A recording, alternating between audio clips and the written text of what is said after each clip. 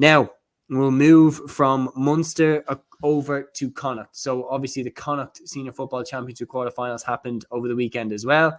And this one was an absolutely dominant display. St. Brigid's really put Coolera Strandhill away in this one. 13 points to a goal and 3. A dominant first half, set up a comfortable victory for St. Brigid's. They led 9 points to 0 at halftime. The only real concern coming out of this game for St. Brigid's is the injury to Brian Stack. That's ahead of the game against Mohill, the Leitrim Champions. But this game was over at halftime. It was, and the first score for Coolera actually came in the 39th minute from what I was hearing as well.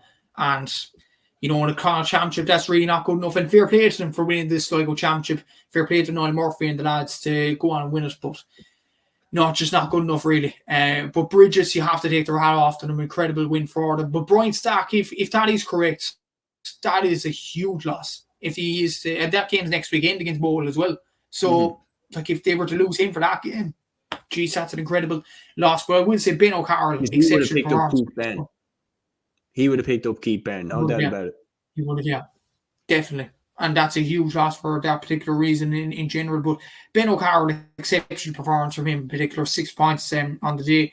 Kieran Sugu, Conor Hand had another good display as well. Shane Canan in midfield. Their midfield is Eddie Dolan and Shane Canan, 2 Roscommon seniors. So they definitely fancy their chances of going on a run. And as you mentioned there with Castlehaven, they're on the side where there's probably no such sharks as the other side of the draw. So I think they definitely fancy their chances of going on a run, especially with the historic relevance that they have. They've won the All-Ireland in 2013.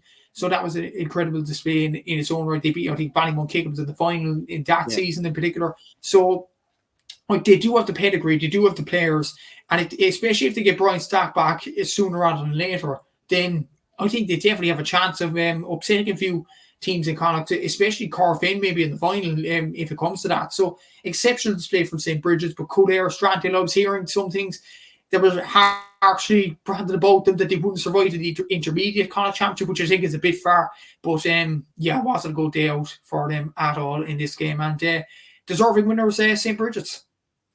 Yeah, no, I do agree with you. Look, a successful year for Coolera, obviously, the Sligo champions, but the way they went out, they won't be happy with that. Look, with forwards like Niall Murphy and the team, they will be disappointed they didn't give a better account of themselves, particularly in that first half. Next up, of course, for St. Brigid's is Mohill, as we said. Keith Byrne in the side, Eamon O'Hara at the helm. It won't be an easy game for St. Brigid's in that one, but I do tip them to get past it, and then they will go into the final where they will play either Corofin or Ballina Stephenites.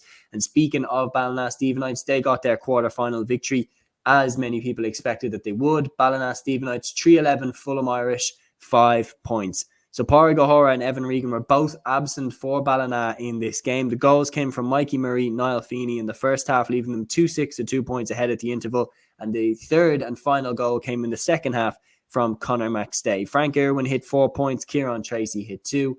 This should have been a straightforward victory for Ballina, and it was. It was, yeah. But I was hearing some commentary from Mayo fans that if they put up that performance against Corofin next week, they'll get slaughtered. So it's a hard one to judge, really. Fulham Irish, fair play to them for getting this far. They actually took a flight to the game on the day of the game, which I think was a bit questionable. I know there's jobs during the week and stuff like that, but I think it's not great. It's not great preparation, really, is it? To travel to a game on the day and then you get to Knock Airport at 10 a.m. or 11 a.m. and the game is on at 6 o'clock. That's hardly enough time to prepare, really, is it? So, yeah, I would say a poor plan there from Fulham Irish, and it probably just showed on the field jet lag. Ballina, except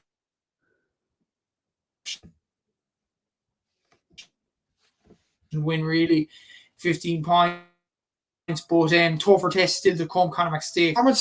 But there are tougher tests to come. Speaking of them, Corofin next Saturday night, that game's on RT2 at 2 o'clock. If anybody wants to watch it, I doubt they will after Ballina's showing it bravely, but there you go, there's the option anyway. But a very good showing in this game, but the main line, this tough test to come. That's it. Yeah, no, look, this was the game that they should have won, and they did. They should have won this, and they did. So they can't really argue with that.